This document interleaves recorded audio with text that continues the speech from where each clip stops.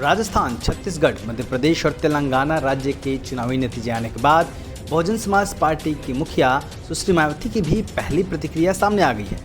Baspa supremo ने 4 राज्यों के चुनावी नतीजों के बाद अपनी पहली प्रतिक्रिया देते हुए इस पे संदेह जता दिया है और साथ ही बड़ा सवाल उठा दिया है।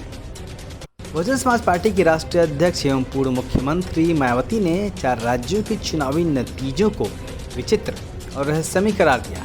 सोशल मीडिया साइट एक्स पर अपनी प्रतिक्रिया में उन्होंने लिखा है कि 4 राज्यों के हालिया विधानसभा चुनाव के परिणाम एक पार्टी के पक्ष में एक तरफा होने से सभी लोगों का शंकित, अचंभित व चिंतित होना स्वाभाविक है। चुनाव के पूरे माहौल को देखते हुए ऐसा विचित्र परिणाम लोगों के गले के नीचे उतर पाना बहुत मुश्किल है। उन्होंने आगे कहा कि पूरे चुनाव के दौरान माहौल एकदम अलग व कांटे के संघर्ष जैसा दिलचस्प रहा। हालांकि चुनाव परिणाम उससे बिल्कुल अलग होकर पूरी तरह से एकतरफा हो गए। यह ऐसा रहस्यात्मक मामला है जिस पर गंभीर चिंतन और उसका समाधान जरूरी है। लोगों की नब्ज पहचानने में भयंकर भूल चूक चुनावी चर्चा का विषय बना हुआ है।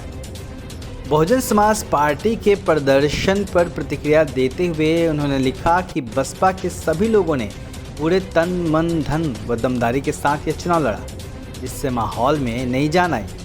लेकिन उन्हें ऐसे अजूबे परिणाम से निराशा कतई भी नहीं होना चाहिए और बाबा साहब डॉक्टर भीमराव अंबेडकर के जीवन संघर्षों से प्रेरणा लेकर आगे बढ़ने का प्रयास करते रहना चाहिए। इस चुनावी परिणाम के संदर्भ में ज़मीनी रिपोर्ट लेकर आगे लोकसभा चुनाव की नए सिरे से तैयारी पर विचार विमर्श करने की बात भी बहन जी ने कही है। बसपा सुप्रीमो ने पार्टी की ऑल इंडिया बैठक आगामी 10 दिसंबर को लखनऊ में बुलाया है।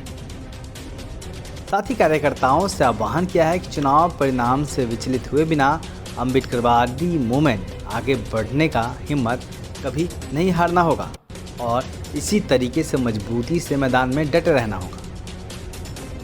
4 राज्यों के चुनावी नतीजों की बात करें तो बहुजन समाज पार्टी सिर्फ राजस्थान में 2 सीटें जीतने में कामयाब। बाकी के 3 राज्यों में बहुजन समाज पार्टी कोई भी खाता नहीं खोल सकी है।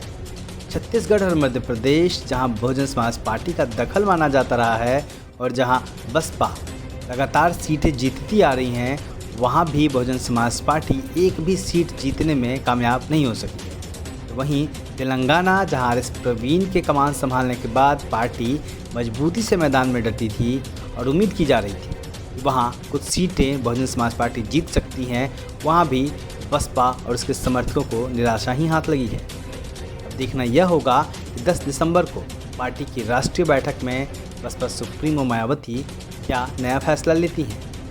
ब्यूरो रिपोर्ट, दलित दस्तक। बहुजन क्रांति और बहुजन नायकों को समर्पित दलित दस्तक का 2024 का शानदार बहुजन कैलेंडर आ चुका है। कैलेंडर छोटे और बड़े दोनों साइजों में उपलब्ध है।